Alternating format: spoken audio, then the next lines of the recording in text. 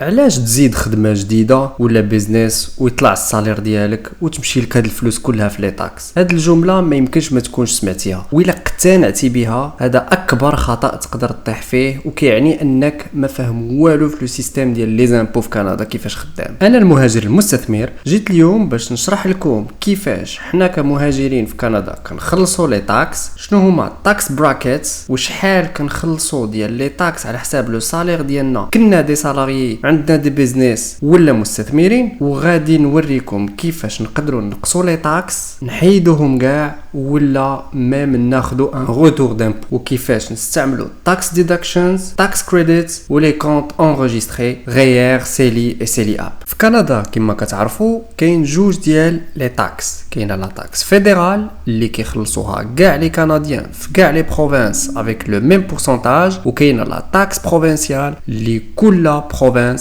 عندها ان بورسونتاج ديالها. وللمعلومه فقط فكيبيك كتصدر القائمه ديال لي بروفانس من ناحيه اعلى بورسونتاج ديال لي طاكس ب 25.75%. بالنسبه للطاكس براكيتس غادي ناخذوا ليكزامبل ديال لي طاكس اللي كنخلصوا الفيدرال فعلى حساب لو صالير ديالنا. كنشوفوا لي براكيتس هنايا اللي كيمشيو من صفر حتى ل 57,000 دولار كنخلصوا عليها 15%، ومن 57,000 حتى ل 114,000 دولار كتدخل في البراكيت ديال 20.5%، وما بين 114,000 و 177,000 دولار كنخلصوا عليها 26%، وما بين 177,000 دولار حتى ل 253 دولار كتطلع ل 29%، وبيان سور فوق من 253,000 دولار فكتخلص الفيدرال 33%. اذا الا كان عندك ان صالير ديال 90,000 دولار باغاني فانك كتجي في البراكيت الثانيه اللي لو طو مارجينال ديالها ديال لي طاكس هو 20.5%. وهذا اش كيعني؟ فما كيعنيش انك غتخلص 20.5% على 90,000 دولار كلها،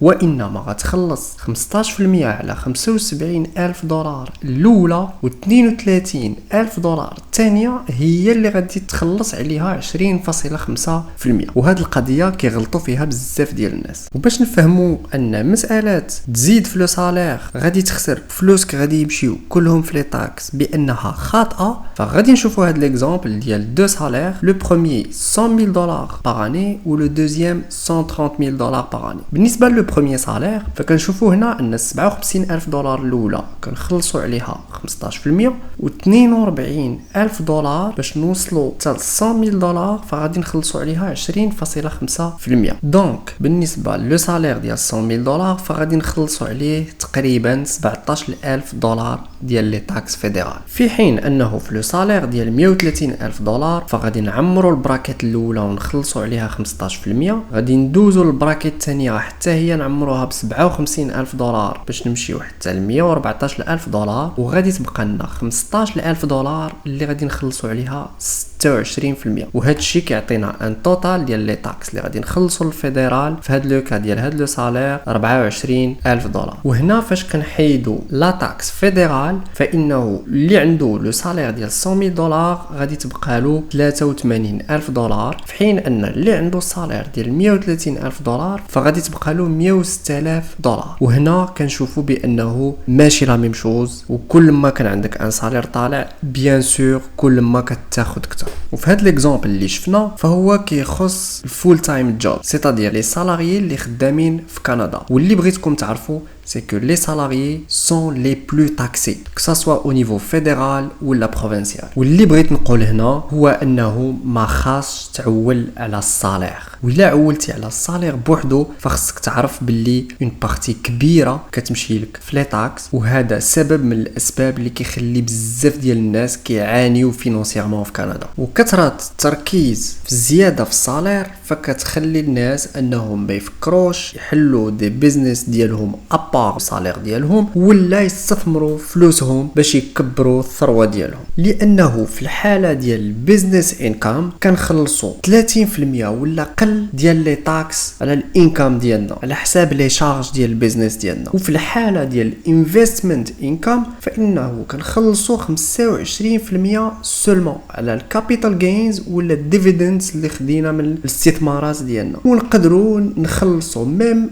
$0 في لي تاكس الا كان الانفستيسمون ديالنا جاي من لو كونط غير سيلي ولا سيلي ا. في هاد لا فيديو هضرت على لي تاكس فيدرال، وبالنسبه لي تاكس بروفينسيال فهي كتخدم بلو ميم برينسيپ، غير هما لي بورسونتاج سون ديفيرون دون بروفينس ا لوطر. بالنسبه لكيفاش نقصوا لي تاكس ديالنا فكاين جوج ديال الحلول، كاين تاكس كريديتس وكاين تاكس ديدكشنز. بالنسبه للتاكس كريديتس فعندنا اون ليست طويله فيها لي دوناسيون، فيها لي فري ديال لي زيتود ولا ديال لونيفرسيتي، فيها لي شارج ميديكال، فيها البري بورس، فيها تي بي اس تي في كيو، وفيها الفيرست تايم هوم باير، يعني الا خديتي دارك بوغ لا بروميير فوا فتقدر دوموندي هاد تاكس كريديت. وفي غالب الاحيان تاكس كريديت او لي كريدي دامبو كيكونوا بالنسبه لي زيتوديون والناس اللي عندهم ان سالير طايح، كنهضروا على $50,000 لتحت. بالنسبه للطريقه الثانيه باش نقصوا لي تاكس فنقدروا نمشيو للتاكس ديدكشنز، وهنا كنهضروا على لو كونط غيير اي لو كونط سيلي ا. باغ اكزومبل ناخذوا لو كا ديال ان سالير ديال $90,000، si on investit $5,000 في لو كونط غيير ديالنا on va être taxé على $85,000 seulement، وهكا غادي نقدروا ايبارنيو $1,000 اللي غادي تجينا كوم روتور دامبو من بعد ما نديروا لا ديكلاراسيون دامبو ديالنا. زائد انه كيف ما كتعرفوا $5,000 كنا كونتريبيوي في الغيير فنقدروا انفستيوها اون بورس وتكبر مع الوقت. ونفس الحاجه كتنطبق على لو كونط سيلي اب حتى هو. واذا كان عندك ان بيزنس تقدر ديكلاري الغاز، اللويي، لي زانتيغي ديال ليبوتيك في حاله الانفستيسمون في العقار، لي اسيورونس، لي شارج ليغو، السيلولير ديالك، وميم الباركينغ. وهذا الشيء علاش كنقول باللي انه الا كان عندك ان بيزنس فتو بو افوار بلوس en termes de retour d'impôt. وهاد الحاجات ما تقدرش تديكلاريهم الا كنتي سالاريي فول تايم جوب. ايماجين سي تو اي سالاريي وعندك ان سايد بزنس اللي كتقدر ديكلاري فيه هادشي كله، فبيان سور انك غتنقص لي تاكس ديالك بشكل كبير. ناخذوا ليكزامبل ديال واحد لا بيرسون عندها ان بزنس كي جينير $100,000 باغ اني. نورمالمون لي تاكس اللي غادي يخلص عليهم هما 25%، دونك $25,000. et supposons que les charges du business s'élèvent à $30,000. Donc, il va être taxé sur seulement $70,000. في هذه الحالة غادي يخلص $14,000 وماشي $25,000. خلاصة القول، إلا بغيتي تبني الحرية المالية ديالك ما تفكرش يكون عندك ان سالير كبير، وانما جيري لي فينانس ديالك دون فاسون انتيليجونت وكون على بال. مازالين دي فيديو جايين غادي نوضح فيهم كل شيء اون ديتاي. هادشي اللي كان عندنا في لا فيديو ديال اليوم، نشوفكم في لي فيديو الجايين. السلام عليكم.